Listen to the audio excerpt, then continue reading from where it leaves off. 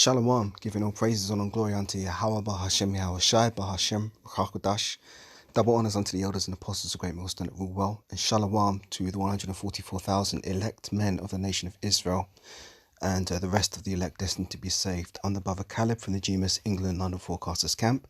Back with another lesson to help edify those of which I spoke of. I always like to start my lessons by saying that we are the real Hebrew Israelites, and the real Israelites, these so-called Negroes, Latinos, Hispanics, Native Americans, West Indians, West Africans predominantly, but you will find Israelites that do look like the other nations because we as a people have been scattered among all the nations to our various captivities. But if your seed line by your forefathers goes back to the man in the Bible that was named Israel, then you too are an Israelite no matter what you may look like, because the book of Numbers, chapter 1 and verse 18 tells you that your nationality is determined by the lineage of your forefathers. So I was just going through my YouTube, not YouTube, going through my YouTube subscriptions, and I'm subscribed to this woman here, Lauren Chen. She often does videos talking about media topics, of which I have a great interest in because I'm interested in stuff like that, and also political topics. So it's sometimes interesting to check out some of the stuff she puts up. But she put up this short, and I was just watching it, and this is a prime example of why the scriptures are true and Babylon is through. I didn't intend for that to rhyme, but it did. The scriptures are true and Babylon is through. I mean, look at the state of people living on the streets of Philadelphia. I'm going to play this short clip, and now I'm going to get some precepts on this. Let's play this. We have some footage here out of Philadelphia, and it's clear that there are a lot of people who are on the street struggling with substance abuse. And look, I'm a small government girl, but something that I disagree with a lot of libertarians on is the issue of, let's just face it, it's the issue of drugs. There are people out there who say, yeah, you should be able to do whatever you want when it comes to putting stuff in your body. It's your body. You know, what's our place to tell you not to do it? What's the government's place? And I understand that perspective from a theoretical standpoint, but from a practical standpoint, this is where that mentality leads us. Okay, it leads us to homeless addicts in the street who, yes, do affect the safety of everyone else around them. And libertarians are really big on the non-aggression principle. Try putting yourself in this situation in one of these cities and claim that you are not being aggressed upon by the large number of addicts out there. And I'm sorry, I'm going to call you a liar, because this is clearly something that is affecting all of us. This is a national health emergency. It really goes beyond just government policy. We have some footage here out of Philadelphia. Yeah, so look at it. This is so-called Babylon the Great, you know, the so-called leader of the so-called free world. This is how the people out there, you know, are living, man, strung out on drugs.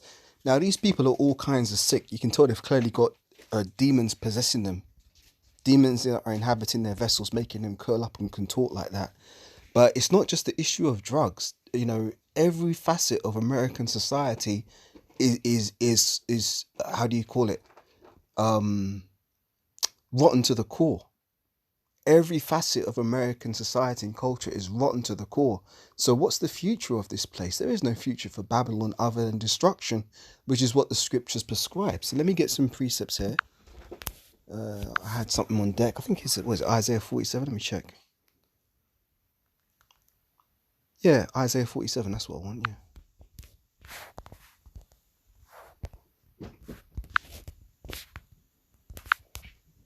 Isaiah 47 from verse 1 says, "Come down and sit in the dust, O virgin daughter of Babylon. Sit on the ground, there is no throne." And it's funny because in this clip, you can see these Americans sitting on the ground, literally, all fucked up. Let's play this again. We have some footage here out of Philadelphia, and it's clear that there are a lot of people who are on the street struggling with substance abuse. And look, I'm a small government girl, but something that I disagree. So lucky, I'm laughing, but I really, you know, these people, you know, it's a sad case that they're in this estate, but ultimately it's the judgment of the Lord. But really I'm laughing because this is a sign that America is basically on a downward spiral, man. Agree with a lot of libertarians on is the issue of, let's just face it, it's the issue of drugs. There are people out there who say, yeah, you should be able to do whatever you want when it comes to putting stuff in your body. It's your body. You know, what's this shit our place to tell you not to do out of the video game Resident Evil. You know, sometimes you'll be walking through a room and there's all the zombies on the floor, they're not moving. Then all of a sudden one of them stirs and then they all start, you know, getting up onto their feet and trying to attack you. I mean, these people look strung out like zombies, man. And this is so-called Babylon the Great. They want to go around fucking telling the world that we've got to accept their ways and, you know, they're the leader of the free world. But look at the state of your people, man. This is messed up. Isaiah 47 verse 1. Come down and sit in the dust, O virgin daughter of Babylon. Sit on the ground, there is no throne, O daughter of the Chaldeans, for thou shalt no more be called tender and delicate. Take millstones, grind meal, uncover the locks, make bare the leg, uncover the thigh, pass over the rivers. Thy nakedness shall be uncovered. And this is part of the Most High revealing the nakedness of Babylon the Great by just putting it out on Front Street like that. Thy nakedness shall be uncovered, yea, thy shame shall be seen. I will take vengeance, and I will not meet thee as a man. So Yahushua is coming back to destroy Babylon the Great. And he's not going to come as a man. He's coming as the second most powerful entity in all the universe. And you can't even fathom how powerful the Most High is. So the type of power that Yahushua is coming back with is going to be power that this earth has never seen. Like a lot of those old films have those titles, which are very fitting for the return of Yahushua, such as War of the Worlds. You know, but really the one that I'm thinking of is the day the earth stood still.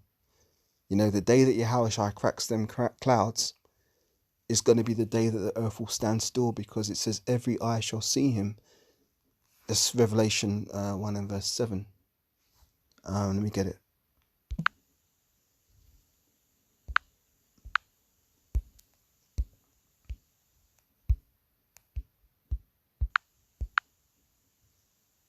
Revelation 1 and verse 7 says, behold, he cometh with clouds, meaning UFOs, which is what the scriptures refer to as chariots or clouds. That's what the angels travel in, or the earth would call unidentified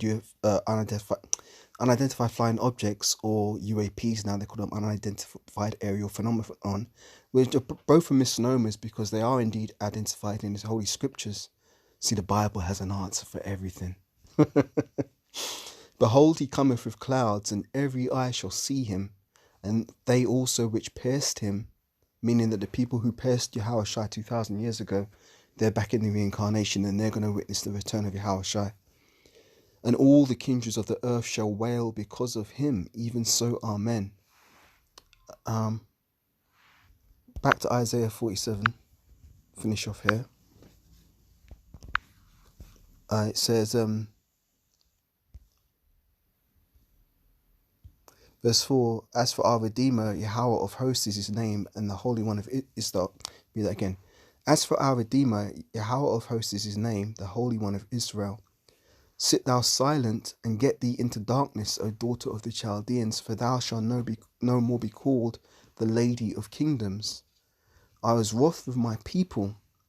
I have polluted mine inheritance and given them into thine hand, and thou didst show no mercy upon the ancient. Thou hast very heavily laid thy yoke, and thou saidst, I shall be a lady forever.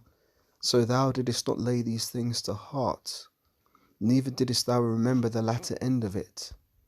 Therefore, hear now this, thou that art given to pleasures, thou that dwellest carelessly, that sayest in thine heart, I am, and none else beside me. I shall not sit as a widow, neither shall I know the loss of children. But these two things shall come to thee in a moment, in one day, the loss of children and widowhood, and they shall come upon thee in their perfection, for the multitude of thy sorceries. And this whole people being strung out on drugs and on the street, that's part of sorcery, which goes back to the word pharmakia.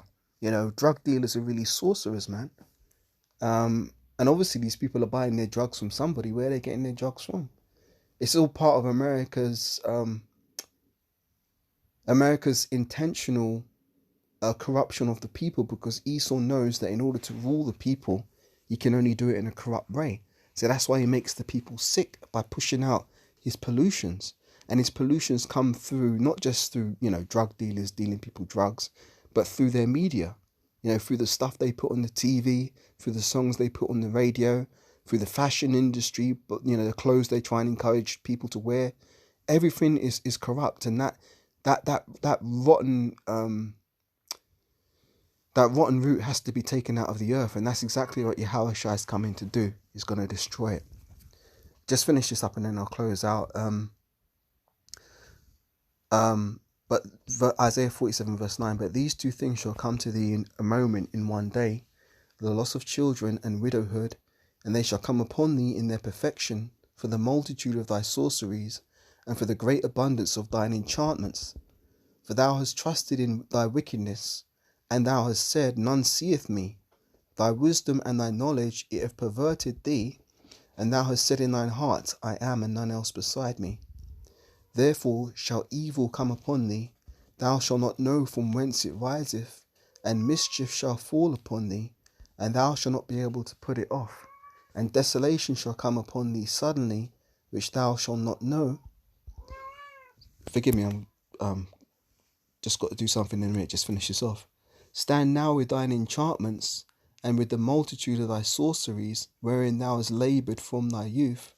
If so, thou shalt be able to profit, if thou mayest prevail. Thou art wearied in the multitude of thy counsels.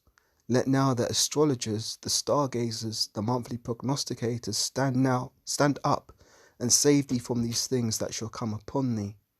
Behold, they shall be as stubble, the fire shall burn them, and they shall not deliver themselves from the power of the flame.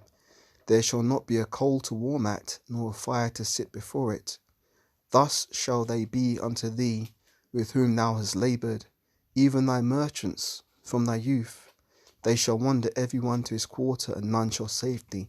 So there's no saving America, man. There's no saving America. One more precept I want to get. Is it take balm for Babylon? Let me get that one.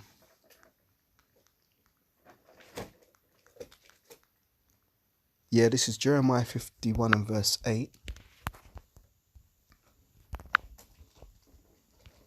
Jeremiah 51 verse 8 says, Babylon is suddenly fallen and destroyed. Howl for her. Take balm for her pain, if so she may be healed. Hold on, little guy. We would have healed Babylon, but she is not healed. Forsake her, and let us go every one to his own country. For her judgment reacheth unto heaven, and is lifted up even to the skies. The Lord Yahweh hath brought forth our righteousness. Come and let us declare in Zion the work of Yahweh, our power, our God. Right, so take balm. Though there's no balm for Babylon. It's through, man. It's done. You know, we're seeing that the final stages of this great whore's downfall, and what a downfall it is, man. Is there another precept in my head? No, I think I've covered the bases on this one. So yeah, Lord willing, that was just an edifying quick hit. I saw that little YouTube short there, and the Spirit jumped on me to bring out a few precepts on it. So Lord willing, that's edifying. And with that, once again, giving all praises, honor, and glory unto Yahweh, Bahashem Yahushai, Bahashem Rakakodash, double honors unto the elders and apostles of Great Millstone of all well. Shalom to the 144,000 elect men of the nation of Israel, and the rest of the elect destined to be saved. And I'll catch you on the next lesson, Lord willing. Shalom for now.